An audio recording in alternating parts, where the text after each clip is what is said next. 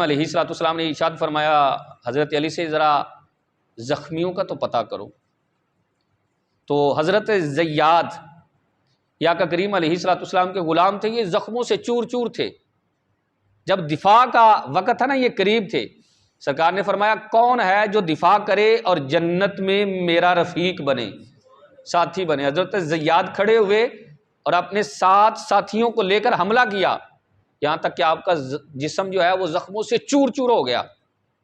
حضرت علی کہتے ہیں میں ان کے پاس آیا، یہ چل نہیں سکتے تھے، ان کے جسم میں گویا کہ جان نہیں تھی، میں نے انہیں کندھے پر اٹھایا اور آقا کریم علیہ السلام کی بارگاہ میں جو جبل احد ہے اس میں غار تھی، وہ سرکار وہاں موجود تھے، وہاں لے آیا۔ کہتے چل نہیں سکتے تھے، لا کر غار میں رکھا۔ تو شیخ عبدالحق محدث دہلوی رحمۃ اللہ تعالی علیہ بیان کرتے جب رکھا تو ایسے جیسے ان کے جسم میں جان آ گئی، اپنے جسم کو گھسیٹتے ہوئے نا سرکار کے قریب لے گئے اور آقا کریم علیہ السلام کے قدموں پر اپنی داڑھی رکھ کر سرکار کے پاؤں کو چومنے لگ گئے۔ جب چومنے لگ گئے تو کچھ کہنا چاہ رہے تھے، نکاہت بڑی تھی۔ اللہ کے رسول نے فرمایا زیاد کچھ کہنا چاہتے ہو؟ عرض کی جی یا رسول اللہ، آخری لمحات چل رہے ہیں، ایک سوال ذہن کے اندر آ رہا ہے، اگر آپ اجازت عطا فرمائیں تو عرض کروں؟ سرکار نے فرمایا ہاں بولو۔